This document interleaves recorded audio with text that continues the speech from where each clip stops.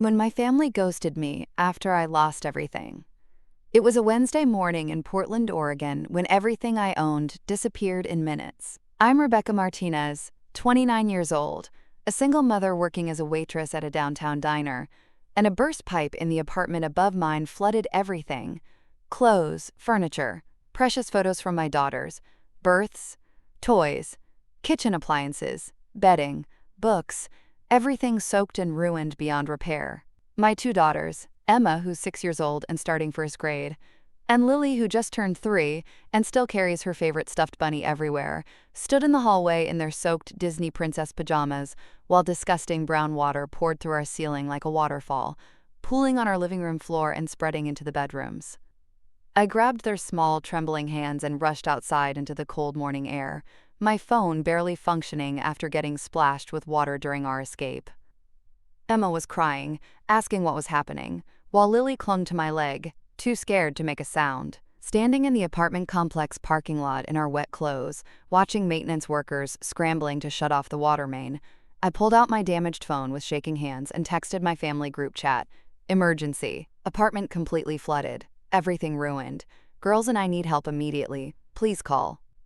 I watched the screen intensely, expecting immediate responses from my parents, who lived just 30 minutes away in Beaverton, and from my older brother Jake, who had a nice house in Lake Oswego with plenty of spare rooms.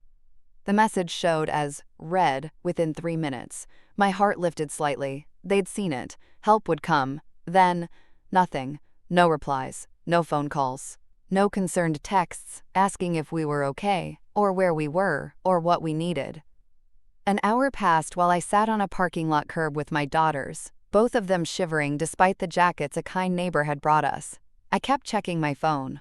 Still nothing. 2 hours passed. The maintenance supervisor told us the apartment would be uninhabitable for at least a month, maybe longer, due to extensive water damage and necessary mold remediation. I felt panic rising in my chest, making it hard to breathe. Where would we go? What would we do? That evening, after a sympathetic former coworker let us shower at her place and gave us some spare clothes, I was scrolling through social media on my cracked phone screen, trying to distract myself from the nightmare we were living. That's when I saw my brother Jake's Instagram post from that very afternoon. The photos showed my parents, my brother, his wife Kelly, and several of their couple friends all laughing on a rented pontoon boat on some beautiful lake. There were shots of them drinking wine, someone grilling burgers on a lakeside deck, my mom in a sun hat looking relaxed and happy. The caption read, "Perfect summer weekend getaway with the people who matter most. #blessed, #family time, #lake life." My stomach dropped so hard, I thought I might vomit right there. They'd seen my message. They'd read that their daughter and granddaughters were in crisis, had lost everything, and needed help. And they'd chosen a vacation weekend with friends over even responding to us. The people who matter most. We clearly weren't included in that category. I stared at those photos for what felt like hours, my mind unable to process the level of abandonment I was seeing. Emma tugged on my sleeve, asking if we could get McDonald's for dinner because she was hungry, and I realized I had exactly $43 in my checking account until my next paycheck in 5 days. We couldn't even afford a motel room for one night, let alone figure out where we'd live for the next month. 3 weeks later, after radio silence from my entire family, they finally reached out. But it wasn't to ask how we were doing, if the girls were okay, if we'd found a place to stay, or if we needed anything. It was a text from my father asking me for money. A lot of money. $5,500 to be exact, needed urgently by the end of the week. I stared at that text message while my daughters ate cereal for the third dinner in a row on my best friend's couch, because we literally had nowhere else to go and no money for anything better. And something inside me finally, irreversibly snapped. Have you ever been completely abandoned by the people who were supposed to love you unconditionally? Who were supposed to be your safety net, your foundation, your family? This is my story of how that abandonment broke me, then remade me into someone stronger than I ever thought possible. The lawsuit and counterattack. 2 weeks after my meeting with Sarah Chen, my parents made good on their threat. A process server showed up at Jamie's apartment while I was at work, delivering official lawsuit paperwork. They were actually suing me for defamation. claiming $50,000 in damages for harm to their reputation, emotional distress, and damage to Dad's contracting business, which they claimed had lost clients because of my malicious lies. Jamie called me immediately, her voice tight with anger. "They actually did it. They're really suing you." I left work early, my manager understanding, when I explained I had a family emergency. Back at the apartment, I read through the lawsuit with shaking hands. It was even worse than the cease and desist letter. Page after page of accusations, painting me as a vindictive, ungrateful daughter who had fabricated stories to punish her loving parents for not giving her money. It claimed I was an unreliable narrator, prone to exaggeration and attention-seeking behavior. It suggested my mental state was questionable and that I might not be fit to care for my children. That last part, questioning my fitness as a mother, felt like a knife between my ribs. They were really going there.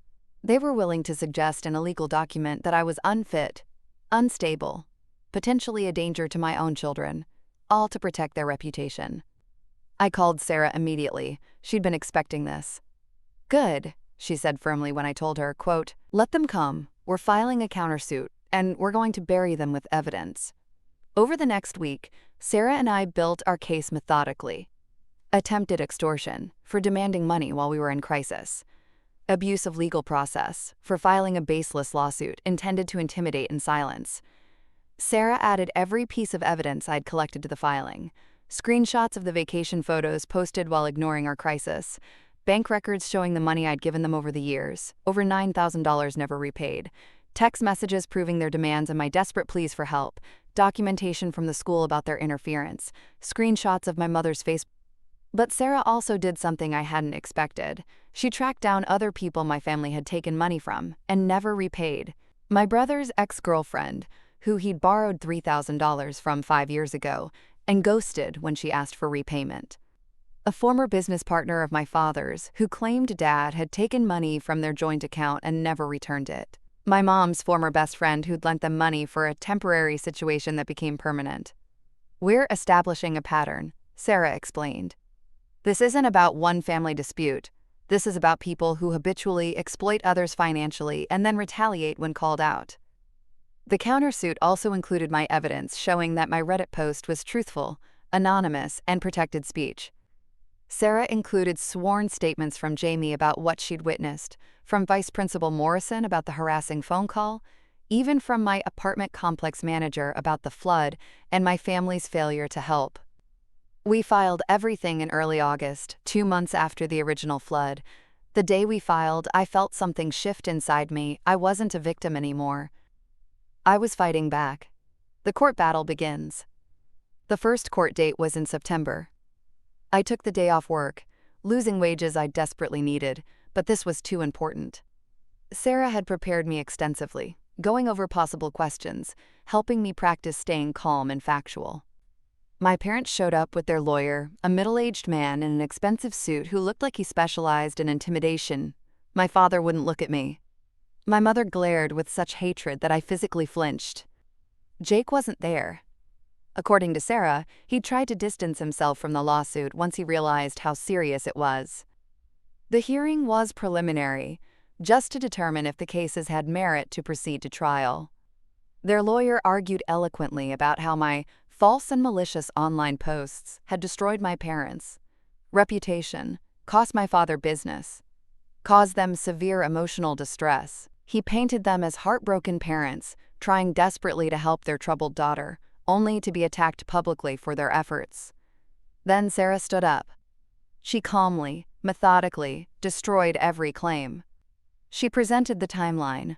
My desperate plea for help on the day of the flood, their vacation photos posted the same day showing they'd seen and ignored it, their demand for $5, $500 3 weeks later with no concern for our well-being. She showed the bank records proving I'd given them over $9,000 over the years. She presented Vice Principal Morrison's statement about the harassing call. She showed my mother's Facebook post making false claims about my parenting. "Your Honor," Sarah said, her voice clear and firm, "this is not a case of defamation. This is a case of a young single mother who shared her experience of family abandonment anonymously and truthfully, and is now being punished for it by the very people who abandoned her. The plaintiffs are not suing because my client lied. They're suing because she told the truth. And the truth made them look bad. She paused, then continued. Moreover, the plaintiff's own behavior during this legal process has been harassing and retaliatory. They've made false reports to my client's child's school. They've posted defamatory content about her online. They've attempted to interfere with her parental rights. And now they're using the legal system to try to silence her and extract money. The same pattern of exploitation they've used for years. The judge, a stern-looking woman in her 60s, listened carefully. She asked pointed questions. How had my parents identified themselves as the subjects of my anonymous post? If it was truly anonymous, how could they claim defamation? Why had they waited weeks to reach out after my crisis? What evidence did they have that I'd lied about anything? Their lawyer fumbled. He couldn't prove I'd named them. He couldn't explain the vacation photos. He couldn't refute the bank records or the school's documentation. He tried to argue that even anonymous posts could be defamatory if the details were identifying enough, but the judge wasn't buying it. After 2 hours, the judge made her ruling. She dismissed my parents' lawsuit for lack of merit, finding that my Reddit post was protected speech and that they'd failed to prove defamation. She allowed our countersuit to proceed, finding that we'd established enough evidence of harassment to warrant further proceedings. Furthermore, the judge added, looking directly at my parents, I'm granting a temporary restraining order prohibiting the plaintiffs from contacting the defendant or her minor children, directly or indirectly, including through third parties or social media. Any violation will result in contempt charges. I walked out of that courtroom, feeling like I could breathe fully for the first time in months. Sarah squeezed my shoulder. That went better than I expected. They've got nothing, Rebecca. Nothing except their own bad behavior documented in excruciating detail. In the hallway, my mother tried to approach me, but the bailiff stepped between us, reminding her of the restraining order that was now in effect. She stood there, her face twisted with anger and something that might have been regret, but I turned and walked away without looking back. The turning point, finding home. While the legal battle continued in the background, something miraculous happened in October. I got approved for emergency housing assistance through a Portland nonprofit that helps single mothers. After months of applications and waiting lists and rejections, I finally received the call I'd been praying for. A small 2-bedroom apartment in North Portland, in a building specifically for families transitioning out of housing crises. The rent was subsidized based on my income, which meant I could actually afford it on my waitressing salary. It wasn't fancy. It was in an older building. The neighborhood was rough around the edges, and the apartment itself needed some updating. But it was ours. Actually ours. A place where Emma and Lily could have their own room, where I wouldn't be sleeping on someone else's couch, where we could start rebuilding our lives. Moving day in late October felt surreal and overwhelming. Jamie helped me, along with a few coworkers from the diner who'd become friends during this nightmare. We didn't have much to move. Everything we owned had been destroyed in the flood, and we'd been living out of donated clothes and a few toys for months. But the nonprofit had furnished the apartment with basics: beds, a couch, a kitchen table, dishes, linens. It was simple and secondhand, but it felt like a palace to us. Emma and Lily raced through the empty rooms, their excited footsteps echoing on the hardwood floors. "Which room is ours?" Emma asked, her 6-year-old face glowing with excitement I hadn't seen in months. "That one," I said, pointing to the smaller of the 2 bedrooms. "You two will share for now. We can decorate it however you want." "Can we paint it?" Lily asked, jumping up and down. "Purple! I want purple!" "Pink!" Emma countered. "No, rainbow. Can we do rainbow, Mommy?" I knelt down to their level, pulling them both into a hug, tears streaming down my face. "We can figure it out together. This is our home. Nobody can take it away from us. We're safe here." That first night in our new apartment, after we'd unpacked our few belongings and made up the beds with the donated linens, I lay in my own bed in my own room and cried. Not sad tears or angry tears, but tears of relief so profound, it felt like a physical release. We'd made it. We'd survived. We had a home again. Over the next few weeks, Jamie and some coworkers helped me turn the apartment into a real home. We painted the girls' room a soft lavender that both Emma and Lily agreed on, a compromise between purple and pink that made them both happy. I let them add their own touches. Emma's handprints in rainbow colors near her bed, carefully pressed into the wet paint and preserved forever. Lily's attempts at painting flowers along the baseboard, wobbly and imperfect, and absolutely beautiful to me. We hung up artwork the girls made at school, covering the walls with their colorful drawings. I bought a small bookshelf at Goodwill and filled it with library books and a few donated toys. The living room had the secondhand couch, a coffee table someone was throwing away that I'd grabbed from a curb and cleaned up, and a small TV another coworker had given us. It wasn't fancy, it wasn't Pinterest-worthy, but it was ours, and it was filled with love and safety and the promise of stability. I stopped checking my phone obsessively for messages from my family. The restraining order meant they legally couldn't contact me, but more than that, I realized I didn't want them to. I didn't need their validation or approval anymore. I'd proven to myself that I could survive without them. In fact, I was better without them. I redirected the money I used to send my parents, that $250 monthly payment that I'd been making for years to help with their expenses, into a savings account specifically for Emma and Lily. Each month, on the 1st, I made that transfer not to my parents but to my daughters' future. College fund, emergency money, opportunities I wanted to give them. Each deposit felt like reclaiming a piece of myself, like taking back power they'd held over me for too long. 6 months later, resolution and healing. The legal case resolved quietly in March, 6 months after the original flood that had changed everything. My parents, faced with overwhelming evidence and a judge who clearly wasn't sympathetic to their position, agreed to a settlement to avoid going to trial. They dropped their lawsuit against me completely. They agreed to pay my legal fees, $4,200, that Sarah had racked up defending me. They signed a formal agreement acknowledging that my Reddit post was truthful and that they wouldn't pursue any further legal action related to it. Most importantly, they agreed to a permanent restraining order keeping them away from me and my daughters. I didn't get the apology I might have wanted years ago. There was no acknowledgement of wrongdoing. No admission that they'd abandoned us. No recognition of the money I'd given them over the years. But I realized I didn't need those things anymore. Their signature on that settlement agreement, their agreement to stay away, was closure enough. Through mutual acquaintances and small-town gossip channels, I heard bits and pieces about how their lives had changed. Dad's contracting business had indeed suffered, but not because of my Reddit post. It turned out he'd been doing poor quality work and overcharging customers for years, and word had finally gotten around. Several of his former clients had left negative reviews online, and new customers were hard to find. Mom had to leave her church ladies group after too many uncomfortable questions about why her daughter and grandchildren never visited, why there was a restraining order, why people in the community had heard disturbing stories. In a small community where reputation matters, her carefully cultivated image had crumbled. Jake had divorced Kelly, his wife, who apparently had been horrified when she learned the full story of how they'd treated us. She'd seen my Reddit post before he knew about it, recognized the situation immediately, and confronted him. Their marriage had been struggling anyway, but this had been the final straw. He'd moved into a smaller place, and, according to someone who worked with him, seemed generally miserable. I felt no satisfaction in their misfortunes, no joy in their struggles. Just a quiet acknowledgement that actions have consequences, that you can't treat people as disposable and expect no repercussions. They'd made their choices, and they were living with them, just as I was living with mine. Emma and Lily were thriving in ways that made my heart soar. Emma's nightmares had stopped completely.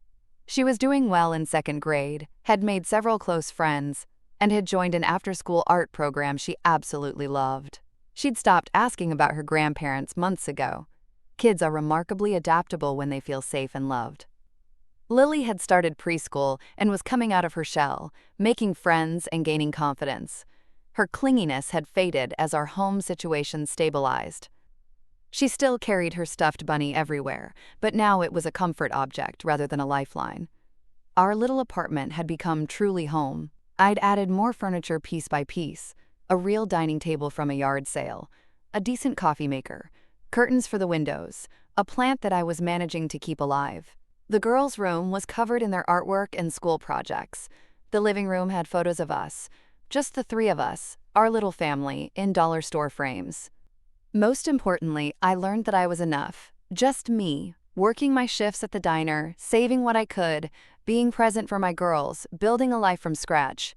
I didn't need my parents' validation or approval. I didn't need Jake's acknowledgement or support. I needed to be able to look my daughters in the eyes and know I'd done right by them. And I could. The trauma of that year hadn't disappeared. I still sometimes woke up anxious, checking that the apartment was safe, that nothing was flooding, that we were okay. Emma occasionally mentioned her grandparents, asking simple questions I answered honestly but briefly. They weren't able to be the grandparents you deserved, I'd say. But you have people who love you so much, me, Aunt Jamie, all your friends and teachers. But we were healing, building new memories in our apartment, creating traditions that were just ours, making a life that felt secure and happy. I thought sometimes about my parents and Jake, wondered how they were doing, if they ever regretted their choices. Then I'd remember that it didn't matter. Their lives were their own to live and ruin. Mine was mine to build and protect.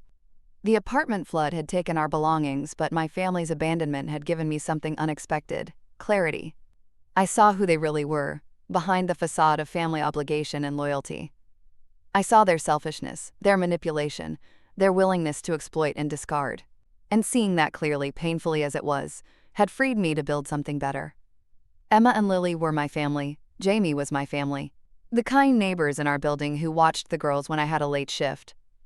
The coworkers who donated clothes and toys and money. The teacher who'd given Emma extra attention during our crisis. The caseworker who'd fought to get us approved for housing. These people, who owed us nothing, had given us everything. One evening in June, Emma brought home an assignment from school. Draw your family, it had said. She'd drawn 3 figures, her, Lily, and me, standing in front of a house, all holding hands, all smiling. The sun was shining. There were flowers and a rainbow. At the bottom, in her careful first-grade handwriting, she'd written, "My family is the best." I hung that drawing on the refrigerator next to Lily's scribbles, and every time I looked at it, I felt grateful. Not for the flood, not for the abandonment, not for the pain we'd endured, but for what we'd built from those ashes. A small life, maybe, not impressive or Instagram-worthy, but it was ours. It was safe. It was filled with love. And that was more than enough. I'd gotten promoted at the diner to a shift supervisor position, which meant slightly better pay and more consistent hours. It wasn't my dream job, but it paid the bills and gave me flexibility to be there for my daughters. I was saving money slowly but steadily, not just in the girls' college fund, but in an emergency fund for us, a small cushion against future disasters. Jamie and I had stayed close friends, getting together for dinner once a week, our kids playing together. She'd become like family, the kind of family that shows up, that helps without being asked, that celebrates your victories and holds you through defeats. She was Emma and Lily's Aunt Jamie, now more family than blood relatives had ever been. The unexpected apology. In April, nearly a year after the flood, I received a letter, not from my parents or Jake, but from Kelly, Jake's ex-wife. The envelope was addressed in neat handwriting, and inside was a 3-page letter. She apologized profusely for not knowing the full story while it was happening, for not reaching out to help when we needed it. She explained that Jake had told her I was being dramatic about the flood, that I'd gotten angry over nothing, and cut off the family. She'd believed him because she trusted her husband, and she was deeply sorry for that. She wrote about how learning the truth had changed her perception of everything. She'd gone back through their joint finances and found evidence that Jake had been sending money to his parents regularly, while telling her they couldn't afford to help me. Money she'd earned, too, from her job, being funneled to people who were refusing to help their own daughter and grandchildren in crisis. She included a check for $2,000. "This isn't nearly enough," she wrote, "but it's what I can spare right now. Please use it for Emma and Lily. They deserve so much better than they got from their grandparents. You deserve so much better. I'm sorry I didn't see it sooner. I hope you're rebuilding and finding peace." I cried reading that letter. Not because of the money, though $2,000 was significant and would go straight into the girls' college fund. I cried because someone from my family's circle, someone who'd been there, who'd seen what happened, had acknowledged the truth, had seen me, had said, "You deserved better."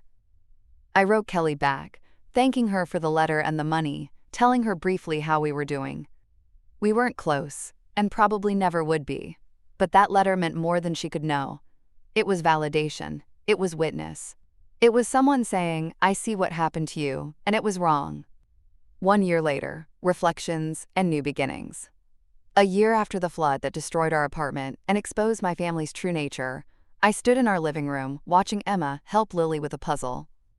The afternoon sun streamed through our windows, catching on their hair. The apartment smelled like the cookies we'd baked that morning. Everything was peaceful, safe, home. So much had changed. We'd gone from homeless and desperate to stable and hopeful, from sleeping on borrowed furniture to having our own place, from crisis to routine, from broken to healing. I'd learned lessons I never wanted to learn, but that had made me stronger. I learned that family isn't about blood. It's about who shows up when everything falls apart. Jamie had been there. My coworkers had been there. Complete strangers on Reddit had been there with words of support and validation. My blood relatives, the people who were supposed to be my foundation, had failed spectacularly. I learned that setting boundaries isn't cruel or selfish. It's necessary for survival. Cutting off my parents and Jake wasn't about revenge or punishment.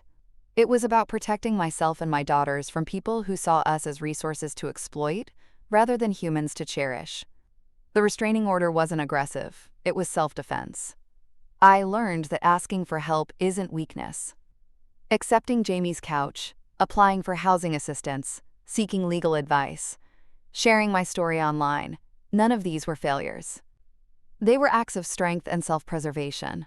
They were me fighting for my children's well-being in the only ways available. Epilogue, advice for others. If you're reading this and something resonates, if you're experiencing abandonment from family members, if you're being exploited financially, if you're being gaslit into thinking you're the problem when you're actually the victim, please hear me. You deserve better. Full stop. You deserve family members who show up, who help during crises, who don't demand money while you're struggling, who don't weaponize your vulnerabilities against you. Document everything. Save texts, emails, voicemails, social media posts. Keep bank records. Write down conversations as detailed as possible while they're fresh.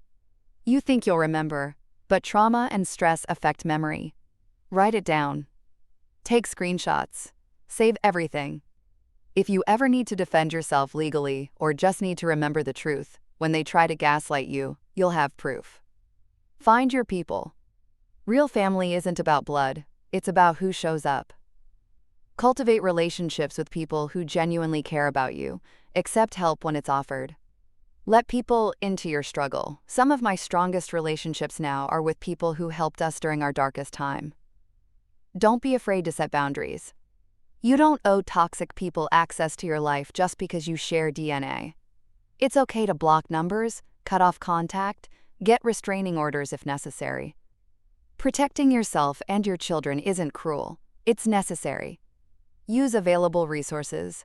Apply for housing assistance, food stamps, emergency aid, whatever you qualify for. These programs exist for exactly these situations. Don't let pride stop you from getting help you need. I'm grateful every day that I swallowed my pride and applied for assistance. Tell your story. Whether it's to a therapist, a support group, an online community, or trusted friends, share what you're going through. The validation from others who've experienced similar betrayals is powerful. You're not crazy. You're not overreacting. Your feelings are valid. Know that healing takes time. A year later, I'm better but not over it. I still have moments of anger, grief, regret. That's normal. Trauma doesn't have a timeline. Be patient with yourself. Remember, their behavior says everything about them and nothing about your worth. I spent months wondering what I'd done wrong, why I wasn't worthy of my family's help and love. The answer? Nothing. Their abandonment was about their selfishness, not my inadequacy. You are strong enough to survive this, to rebuild, to create a life that's better without toxic people in it. I know because I did it, and if I can, you can too. Your people are out there. Sometimes you have to lose the wrong family to find the right one, and when you find them, or build them, hold on tight. Those are the relationships worth fighting for. Emma and Lily are sleeping peacefully in their room right now. Tomorrow I'll wake up in our apartment, make breakfast in our kitchen, send them off to school from our home. It's a simple life, but it's ours. And it's beautiful. That's my story, that's my truth. And I'm finally, genuinely okay. First days, surviving on kindness of near strangers. My best friend from high school, Jamie Peterson, took us in without a moment's hesitation when I called her crying from the apartment parking lot that first day. I hadn't seen Jamie in nearly 2 years. We'd both been busy with our lives, her nursing career, and my job and kids. But the moment I explained what happened, she said, "Come over right now," and gave me her address. Her one-bedroom apartment in Southeast Portland, a tiny 600-square-foot space in an older building, became our refuge, our lifeline, our only option besides a homeless shelter. Emma and Lily slept on an air mattress in Jamie's small living room, the kind that slowly deflates during the night, so by morning they were basically sleeping on the floor with a thin layer of plastic underneath them. I took Jamie's lumpy, ancient couch that had springs poking through in uncomfortable places. Jamie herself continued sleeping in her bedroom, but she worked night shifts as an ER nurse at OHSU, 12-hour shifts from 7 p.m. to 7 a.m., so we'd pass each other like ships in the night. Her leaving for work just as I was getting the girls ready for bed, me coming home from my afternoon waitressing shift as she returned exhausted from the hospital. Every single morning without fail, I'd wake up and immediately check my phone, hoping desperately for a message from my family, some acknowledgement, some concern, some offer of help. Anything. Nothing ever came. I refreshed the group chat obsessively, sometimes dozens of times an hour, like somehow my phone was broken and missing their messages. The chat showed me that they were active, my mom posting about a new recipe she tried, Jake sending a meme about football, Dad sharing a political article. They were there, engaging with each other, just completely ignoring my existence. But Instagram and Facebook showed me plenty of their lives, continuing perfectly without us. My parents posted photos from wine tastings at local vineyards, check-ins at nice restaurants, pictures of their garden looking beautiful. My brother posted constantly about his new home gym equipment, a complete setup that probably cost thousands of dollars, showing off his workout routines and protein shakes. Everyone was living their comfortable, uninterrupted lives like 3 members of their family hadn't just lost everything and were sleeping on borrowed furniture in someone else's home. I kept thinking back obsessively to all the times I'd helped them financially over the years, going through my bank records late at night while lying on that uncomfortable couch. When Jake needed money for a down payment on his first car right after college, I'd taken on double shifts at the diner for 3 straight months, working until my feet bled in my cheap shoes, to give him $4,500 in cash. He'd promised to pay me back within a year. That was 7 years ago. I'd never seen a single dollar returned. When Mom needed extensive dental work that wasn't fully covered by their insurance, crowns and root canals and other procedures I didn't fully understand, I'd sent her $2,800 over the course of 6 months, money scraped together from tips and overtime that I desperately needed for Emma's preschool costs at the time. She'd thanked me briefly over the phone and never mentioned it again. Last Christmas, just 8 months ago, when Dad's small contracting business had hit a slow period and they were panicking about making their mortgage payment, I'd covered it. $1,900 that represented nearly every penny I'd saved, over 4 months of careful budgeting and sacrifice. I'd done it without hesitation because Dad sounded so stressed on the phone, so worried about losing the house he and Mom had lived in for 25 years. I'd felt good about it at the time, like I was being a dutiful daughter, like family was supposed to help family. Adding it up in my head during those sleepless nights on Jamie's couch, I'd given my family over $9,000 in the past 7 years. $9,000 that I'd earned through hard work, long shifts, sore feet, and constant stress about my own bills. And now, when I needed help, really, desperately needed help, when my children were homeless, they couldn't even be bothered to send a text asking if we were okay. I'd done all of this because I genuinely believed family meant something sacred and unbreakable, that we took care of each other without keeping score, that blood created bonds that couldn't be severed. Now, watching my daughters sleep on a slowly deflating air mattress in someone else's living room, wearing borrowed clothes because everything they owned was destroyed, I felt like the world's biggest, most naive fool. Emma started having terrible nightmares during those first weeks. She'd wake up screaming at 2 or 3 a.m., crying about water coming through the walls, about drowning, about losing her favorite teddy bear that had been with her since she was born and was now sitting in a dumpster with all our other ruined belongings. I'd hold her while she sobbed, her little body shaking against mine, whispering promises that I wasn't sure I could keep. We'd be okay.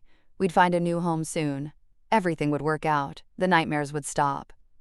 Lily became intensely clingy during this period, refusing to let me out of her sight for even a moment. When I had to go to work, she'd cry and beg me not to leave, clinging to my legs so tightly that Jamie would have to gently pry her off while I slipped out the door with tears streaming down my own face. At 3 years old, she didn't fully understand what had happened, but she knew her world had become unstable and scary, and her little mind was trying to cope by never letting Mommy disappear. I held them close every chance I got, breathing in the smell of their hair, feeling their heartbeats against mine, whispering promises into the darkness. We'd be okay. I'd figure this out.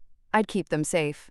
But at night, after they finally fell into restless sleep, I'd carefully step over the air mattress and lock myself in Jamie's tiny bathroom, the only private space in the entire apartment, and cry silently into a towel pressed against my face so no one would hear. The betrayal I felt burned deeper and more painfully than any physical injury I'd ever experienced. This was my family. These were the people who were supposed to love me most in the world, and they'd abandoned us completely.